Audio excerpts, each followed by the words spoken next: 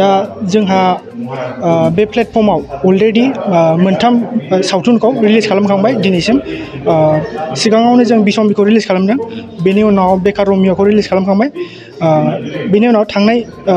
मान्थआव जोङो खामग्लिनाय गोसोनि मोदैखौ रिलिज खालामखांबाय दा बेनि उनाव जोङो फैगौ 5 मार्च अक्ट'आव मोननै सावथुनखौ रिलिज खालामनो आखायाव लादों मोनसेया जाबाय क्लासिक एवार्ड मोननाय मुभि बिनि मुङानो जाबाय हाग्रामायाव जिनाहारि बेजों लोगोसे मोनसे गोदान मुभि बिनि मुङानो जाबाय आर'नाइ बेखौबो रिलिज खालामनो आखायाव लादों आरो रेसपन्स माबायदि जोङो रेसपन्सखौथ' मोजाङैनो मोनबाय थादों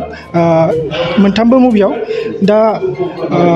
जोङो आसा खालामो जे इयुनावबो जों मोजाङैनो अननायखौ मोनगोन बयबो सावथुन मोजां मोनगिरिनिफ्राय आर्निंनि खेथ्रआव जोंना दा आर्निंनि सर्सआ जाबाय बे रेन्टेल सिस्टेमावनो दा जेरै सिनेमाखौ रिलिज होयोबा माने बेखौ रेन्टेल हिसाबै बायनांगौ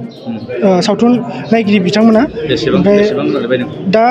49 राङावनो जोङो बेखौ हगारदों मोनथाम मुभिखौ दा नैबे मुभिखौबो जोङो बे सेम रेन्जनि गेजेरावनो दिहुननो नागिरदों आरो बे रेन्टेलनि उनाव जोंहा 70% कालेक्सनखौ जोङो प्रडिउसारनि आखायाव हरफिनो बाखि 30%खौ जों जोंनि मेन्टेनेन्स बा जोंनि मेन्टेनेन्सजों लोगोसे एसे आखायाव लाखियो आरो 30%खौ दा मोजाङैनो मोनगासिनो आसा खालामो माने इयुनावबो बेबायदिनो जों रेसपन्सखौ मोनलांबाय थागोन आरो बेनो माबाया 1984 आव आलायारन फिल्म खालामदों आं बे समाव हाग्रानि एसे हाग्रायाव खालामनायनि बर' सिन दंमोन बेखौ 1984 आव क'क्राझार खाथिनि जिथु थिनालि बाव शुटिं खालामदोंमोन आं 1984 आव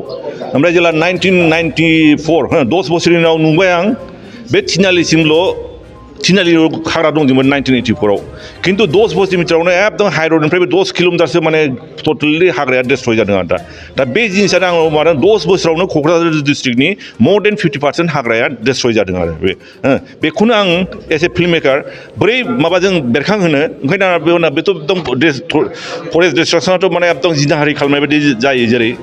दा बेखौनो प्रथम टाइटेल लादों बे जिनिस जाथाया माने रेप इन दा भार्जिन फरेस्ट जादों आरो ओंखायनो बे टाइटेलखौ लादों ओमफ्राय हाग्रामायाव बर'नि बा हाग्रामायाव जिनाहारि ओंखायनो टाइटेला मोननैखौबो दोनदां रेप इन दा भार्जिन फरेस्ट ओमफ्राय हाग्रामायाव जिनाहारि दा बेखौ खालामनायाव आं हारसिंथ' बे समाव माबामोन बेखौ एसे जों दानि नाव गेदेर पद्मश्री मा होनोमोनलाय मंगलसिं हाज'वारि ओमफ्राय कामाख्या ब्रह्म नार्जारि बे माबानि खोमसि लामानि स्क्रिप्ट राइटार ओमफ्राय सासे डिअप' दङ मोनथिलाल माबा डिअप' जों ज' जानानै एकदम रिसार्च खालामनानै जायगा थांनानै बोरै फरेस्टआ डिस्ट्राक्सन जागासिनो दं बोरै खालामनाय बे जिनिसखौ जों रिसार्च खालामनानै जों बे माबानि दारै फिल्मनि दारै हाग्रामा जिनाहारि फिल्माव जों बेरखांनो नाजादों आरो फिल्मा प्रथमाव 1996 आवनो बे माबायावबो इण्डियान फेनावबो सेलेक्ट जादों इन्टारनेसनेल फिल्म फेस्टिभेलाव बेबो मोनसे बिराद मोजां माबा आरो सनमानिय बिनिफ्राय एखे बोसोरावनो 1996 आव बे रजत कमल मोनदों बे नेसनेल लेभेलनि एवार्ड बे माने बेस्ट फिचार फिल्म अन इन्टारभिउ नेसनेल कम्पिटिसन जादों आरो बे मेइन कारेक्टार जाबाय जोंना टिकेन्द्र नार्जारि जोंनि बे आलायारननि जालाफानो बाव बुदां नाम लादों बेनो मेइन कारेक्टार आरो ओमफ्राय अनजालि बड'सा बेनि दारैनो बे स्ट'रिखौ जों बेरखांनो नाजादों आरो मोजां बे मोनसे खोथा दं जेनेबा नैबे जोंनि बे माबायाव मोनसे खोथा बुंनो नागिरदों नैबे हाग्रामा जिनाहारियाव बाव माबा दं जों सासे एक्टर दंबाय जोंहा माबा सला अस्ताद सला अस्तादखौथ' अनेक मानसिया नुवाखै खिन्थु नैबे फिल्माव नुगोन बाव माने बे बुदां मोनो बे माबा दंफां साप्लाइ खालामग्रा जायो दंफां मिल बिगोमा जायो बेखौ सला अस्तादखौ जुदि नुवाखैबा बे फिल्माव नुगोन ओमफ्राय माबाजों बे सला अस्तादखौ आं 15 दिनसो जोंनि न'आव लाहैदोंमोन आरो बे गाननि बे जेरै दानि जुगाव फिल्म जाथ्रागाना जाबाय बर'नि मोनसे बिराद माबा आरो जे कालसार जेरै मोनसे समनि आरो बे दा बेयाव सला अस्तादआ सासे गोगोम सासे बे बेखौ मानिनां माबामोन दा बेखौ आं 15 दिन न'आव लानानै मोनसे उइलियाम शेक्सपियारनि मोनसे नाटकखौ बड'नाइज खालामनानै लिरदों आरो बे 27 बोसोर जाबाय आरो बे एराउन्ड बे 1995-96 बे समावनो बे सला अस्तादखौ लानानै बे स्क्रिप्टआ 27 बोसोर दाबो रेडि जानानै दं उरिसो एरावोमोन थेवबो आसल स्क्रिप्टआ दाबो रेडि दं बेखौबो माने बर'नि जात्रा गानखौ बेरखांहोनानै मोनसे फिल्म खालामगोन आरो बेबो मोनसे थांखि दङ बै समाव तिनिआलिनि जोंहाय साहा आमगुरि बे भास्ट माने हाग्रा ओनसोलमोन बेखौ जोंनि मोखाङावनो नुबाय बोसोरथाम बोसोरब्रैनि गेजेरावनो स्रां माने जोबस्रांबाय दा बे मोनसे जोंनि थाखाय बुंनो थाङोब्ला साननो गोनां बाथ्रा आरो जों मिथिनायाव बे हाग्रामा एवस्रांगिरि जोंनि मानसियानो गुबुन हारिया फैनानै बेवहाय मुलाम्फा लादों बा बिदिनो साप्लाइ खालामनाय आरिनायाव बिथांमोनहा रां रुफा खामायदों बे थाथ'बाय जेनेबा बे अबस्थाखौ नुनानै जों सानखांबाय जे जों मोनसे फिल्म खालामनि बे जाबाय एनभाइरनमेन्टेल जोंनि बै समनि थासारिखौ लानानै हाग्रा बंग्राया बोरै जोबस्रांखो बेखौ जोङो सानलाय हलाय साब्रैजों बिदिनो सम सम जथुमबाय जों दाउ बड'सा मतिलाल बसुमतारी DFO आरो जोंहा कामाख्या ब्रह्म नार्जारी आरो आं बेखौ जखननानै जोङो बे फिल्मनि जा काहिनी बा सल' बिथा बेखौ जों दानानै बे फिल्मखौ बानायनाय जादों आरो बेयावनो जोंहा एक्ट्रेस अनजालि बसुमतारीया बुंनो थाङोब्ला गोदान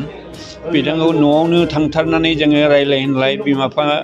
गार्जेननिफ्राय पारमिसन लानानै बेवहाय लाबोदों आरो जाय एक्ट्रेस बे एक्ट्रेसनि रलखौ लादों बिनिफ्राय बुदां मुंनि जाय माने बुंनो थाङोब्ला गरिब न'खरनि दंफां फाननानै जाग्रा फालांगिरिनि बाहाव खालामनाय बे फावआव लादोंमोन टिकेन्द्रजित नार्जारिया आरो बिथाङा दा बुंनो थाङोब्ला बेरामाव गोग्लैनानै दं बोराय बैसोनि मानसि जाबाय आरो शिल्पी पेन्सन मोनबाय आरो बुंनो थाङोब्ला समाज सिबियारि मोनसे समनि दा नैबे माखासे काहिनी बे सल'फोरखौ जोङो थिक खालामनानै बिथांमोन बायदिखौ जोङो एक्टर एक्ट्रेस बानायनानै बे फिल्मखौ बानायनाय जादोंमोन आरो आं फिसा मोनसे रल लादों हिन्जाव नायनो थांनायाव बेवहाय बुंनो थाङोब्ला बोरायजोंनो सासे सेंग्राबो थांफायो हिन्जाव नायनो थांनायाव बै हिन्जाव नायनो थांग्राफोरनि गेजेराव आंबो सासे दंमोन आरो बे फिल्म खालामनायनि गेजेरजों बेखौ दिहुननायनि गेजेरजों जों मोनसे बुंनो थाङोब्ला थासारि सोमजिखांहोदोंमोन जे हाग्रा एवस्रांनायजों लाइमोन एबा जोंनि इयुन जोलैफोरखौ मोनसे सांग्रांथि लाबोनाय आरो खिन्थानाय जागोन जे हाग्रा बंग्रानि गेजेरजों जों थांनानै दंब्लाबो मिथिंगानि बिखायाव जों थांनानै दंब्लाबो बेफोरखौ एवस्रांनायनि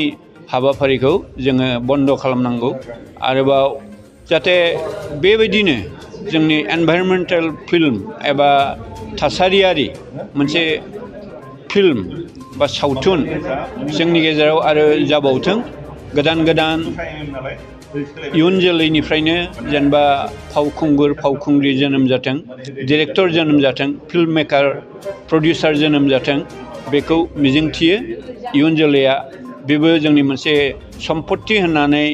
बिनि गेजेरजों खामानि मावनायनि गेजेरजों जाहाथे फिल्म इन्डास्ट्रिखौ जौगालांहोनायाव हेफाजाब मदद होयो बेनि थाखाय आं बयखौबो खावलायो बे बुंनो थाङोब्ला सोमखोर जा मिथिंगा दोहोन सम्पत्ति बे जोबस्रांलांबाय आरो बेखौ जोङो बुंनो थाङोब्ला जिनाहारि खालामगासिनो दं बे जाहाथे जाया जोङो हाग्रा बंग्राखौ अरनबारिखौ जों जाहाथे रैखा खालामनो हायो बेनि थाखाय जों रायजो राजानि खाथियाव बेखौ सांग्रांथि लाबोनाय बेनोमोन जोंनि थांखिया गोग्गो आदार जाग्रा सुबुंफोरनिसिम मोनसे गोजोनथाव खौरां उदालगुरि जिल्लानि सिङाव थानाय मावरिया गामियाव मनाटिसा गावसुंथा हान्जानि सोद्रोमा हांमा ब्रह्म बिथाङा आसाम स्टेट रुरेल लाइभलिहुड मिशननि गेजेरजों खानस्रि हासार आरो गोबोर हासारजों दिहुनजानाय